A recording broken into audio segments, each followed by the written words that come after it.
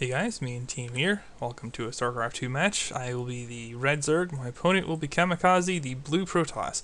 And Kamikaze's about 16... no, he's a 1758 diamond player. There you go. So I'm keeping up with HD and Husky as they advance in the ladder as well. Hooray!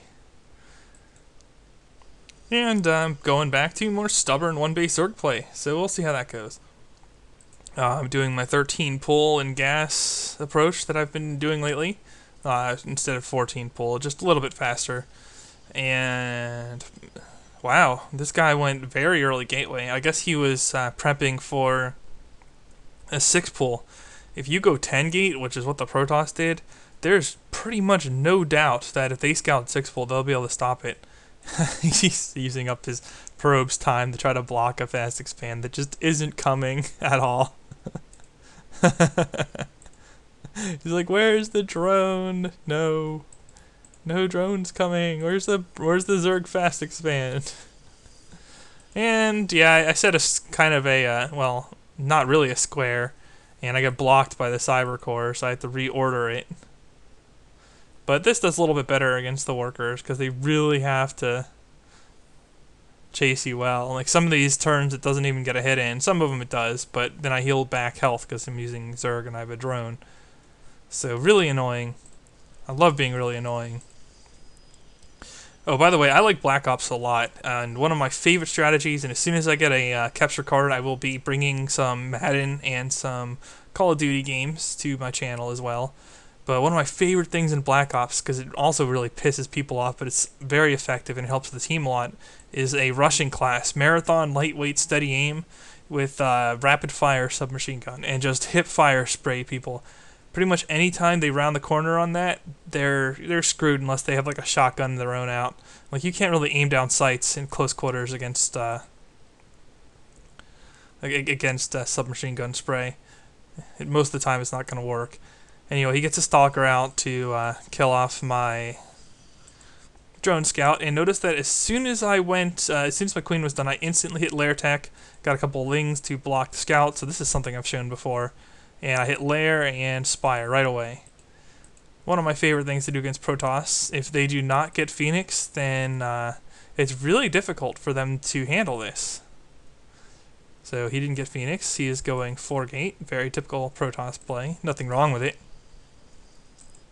And he is still blocking the fast expansion. It's so funny. I never even attempted. Come on. Come on. There we go. Yeah. I'm not too bad on injections these days. So, yeah, there he goes. He's moved that probe now. And he's, like, suspicious. He's, like, checking high yield and stuff. I didn't know about this. This is funny. Like, he's really certain that I went for a fast expand because it's so common, especially in the higher level Zerg play. Like, you watch games by Starcraft or any of the pro Zergs, and if they're not cheesing, they're fast expanding. So it's kind of fun to go against the grain, and especially to do it reasonably well. Getting up there in diamond now, so I'm enjoying that. Here I run into trouble though. My opponent timing pushes with a instant spine crawler. He's timing pushing with his 4 gate. And that's not too surprising. He probably realizes I don't really have the larva to deal with it. I have less in terms of supply. So drops the spine crawlers. Instant reaction. Very important to get the static defenses up. And yeah, I mean, if you look at the units tab, 4 mutas and 7 lings against 7 zealots and 5 stalkers. In terms of the army costs, I am very far behind. Well, not in gas, but otherwise I am. So I'm really going to be relying on reinforcements here. And of course the spine crawlers being annoying. So just try to keep the mutas alive, get some zerglings out. And yeah, now he's not paying attention to the mutas. It's a little bit of a micro error by my opponent. He does pick one of the mutas off. But spine crawlers are pretty good DPS, and you don't want to underestimate that, especially if they do bonus to the stalkers. So, and they outrange stalkers. Kite that. Sentry, pick off the sentry, and yeah. One of the problems with running away from Zerg is that it's hard to do it. I don't know why my muta's backed off here. I guess I didn't realize that I hadn't ordered a straight attack yet. But I'm going to get another stalker. Chasing. Yeah, just so many free shots while they try to run. But here I see trouble, and I'm going to have to back off again. So he's really hell-bent on this 4-gate pressure on me. And once again, I'm going to drop a few spine crawlers, really cutting into my minerals, but what can you do? It's better than dying. Got another queen up, lost that queen. Very annoying. But he's not really killing too many mutas, so this isn't going too badly. Up to 8 mutas to his 6 stalkers. And yeah, I have a couple lings, enough to be a distraction. But really, once again, I'm just trying to buy time for the new spine crawlers. Maybe pick off some stalkers, force them to change attack targets to hesitate, buy time, that kind of stuff. Standard defensive micro play. And just pick off stalkers. And this time, chase them.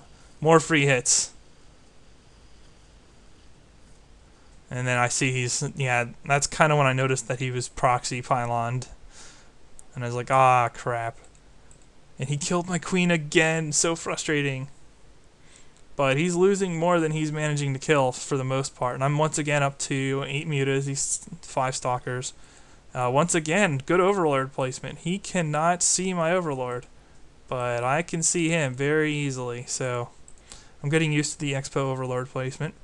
And here, I'm just going looking for the proxy. I'm like, okay, it's got to be around here somewhere. Mutas see it. Kill the probe, kill the pylon. Simple. So that averts that disaster. And now he's expanding, and I know it. So off I go with some muta harass. Let's see if he fares better against my attacks than I did against his. I'm like, oh no, there's a probe there. Let's get the probe. And then a bunch of stalkers. I didn't realize there were so few stalkers. I might have taken them on, but oh well. Going up here, I see some stalkers. And here I get to shoot down one that's coming in. And yeah, 5 stalkers against 10 mutas. I can cause a lot more damage than he can cause. And I'm getting some splash into his probes. So really screwing them up there.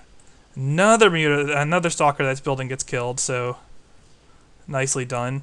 And getting a couple probes. Yeah, I got like 4 probes there. 5 probes there. Nice. And all that for like 1 muta lost. Very annoying to my opponent. Just the way I like it. Cause him some grief. And work the pylon a little bit more. Ha. Actually causes him to cancel that warp in. And now I gotta get out of there because he's got a bunch of stalkers. But yeah, as you can see, I've kept his stalkers numbers down. I'm hitting him pretty hard. I actually have been getting an upgrade on my attack because that increases the bouncing glaive damage as well. And yeah, that wasn't such a good exchange for me. I did get to kill a stalker as well though, so not too bad. Let's take a look at units lost. Yeah, he's just been getting drilled in units lost. And his expansion is sitting there doing absolutely nothing. And man, what happened to his gas? Oh, I killed his gas and he isn't there. Now he's replacing his gas loss. So pretty good for me. Yeah, like I was saying, you get a +1 to your initial attack and +1 to your bouncing attacks, which you don't get from future upgrades on the attack. So Spire attack 1 is really important, and then you probably want to go defense for a while, or armor, I should say. I'm picking up an expansion of my own now, and really no further behind than him on the expansion, just because, well, he's been getting his probes killed and harassed and losing units. So up to 14 mutas, 18 zerglings. This gives me a pretty good advantage in terms of air power against the 9 stalkers and 1. Yeah, he's just completely weakened in military, and it shows. So I'm gonna push in here. My opponent's gonna see this, and he's gonna be like, "Yeah, screwed." And GG's out of it. So that's gonna be a good game. Hope you guys enjoyed it. Me and team signing off.